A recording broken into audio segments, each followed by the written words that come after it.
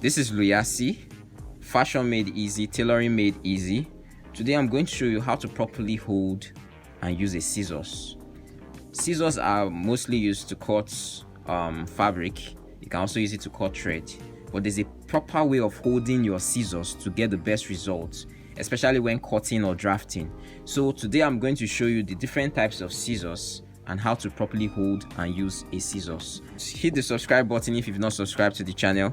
Hit the notification bell so that you get notified whenever I upload a new video. If you have any question, don't hesitate to hit me up in my comment section. My social media handles are displayed on the screen.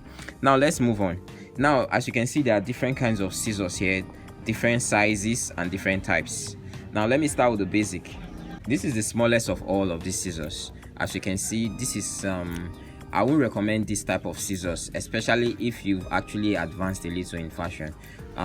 This is what they usually get for people that just begin, but even I won't even recommend this for a beginner because it doesn't give enough room for your fingers to go in, and if you're cutting a very thick fabric, you find it very difficult and can easily get broken.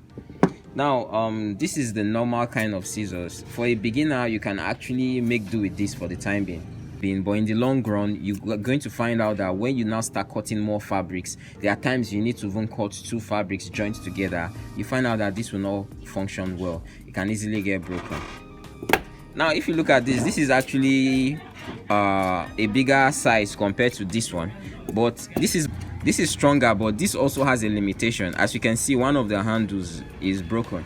This is bigger and a little bit stronger than this, but in the long run, when you use this, maybe when you want to cut a very thick fabric, maybe like chinos or jane, you're going to find out that you'll be very limited by this kind of scissors. As you can see, this is broken. One of the handle is broken. I was trying to cut chinos material and it got broken in the process. And when you're cutting multiple fabric at once, you can also get limited by this. So this can serve for a while, but in the long run, you also have to upgrade. Okay, now let's come down to this. This is totally 100% steel. Now even this hawk's blood this hawk's blood part of the handle is actually covered, but everything here is 100% steel. So this can actually withstand the test of time. You can use this to cut multiple fabrics at once. I'm going to share a separate video on some recommended brands of scissors that you can get as a fashion designer. I'm not going to give details about this one, but I'm going to do a separate video on some recommended brands that you can get that will last you for a long period of time. So this is very adequate. As a professional fashion designer, you should have this so that when you're cutting multiple fabric, no matter the thickness of the fabric, you can actually cut it very well. Okay, now let me get down to business. Now there's a proper way of holding a scissors. I was making this mistake when I was learning fashion designing my first few months. Now the way someone holds a scissors, a non-professional, differs from the way a professional tailor should hold the scissors.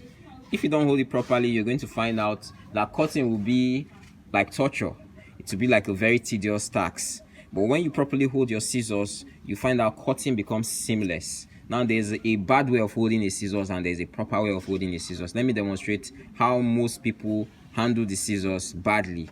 Now this, if you notice, that there are two handles to this scissors. There's a smaller one and there's a longer one, a wider one.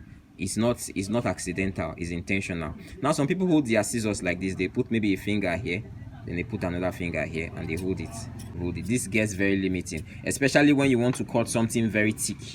You're going to have issues. You stress just these two fingers, this one and this one, is going to put too much pressure on the fingers. So the proper way of holding it, this is wider because this is supposed to accommodate more than one finger, most likely 3 fingers, and this one is supposed to accommodate your thumb.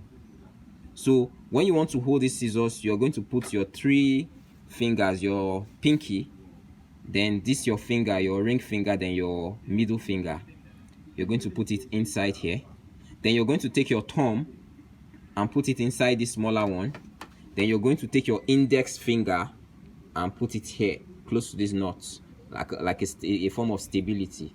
Then when you want to cut, let's say this is a piece of scrap fabric. When you want to cut, you're going to hold it like this. then you find out cutting becomes easier because your three fingers are inside the bigger part and your thumb is inside this upper one, and this your index finger gives it stability and direction, so you can easily cut well. As you can see, it also helps you to cut straight. It might take a little bit of practice, but with time you get accustomed to it. Now when you want to cut corners, let's say I want to cut the edge of this fabric. Now sometimes it is required that you bend the scissors. Let's say I want to cut this edge. Now if I cut it like this, it will be very difficult for me because this edge, the scissors is close to the edge.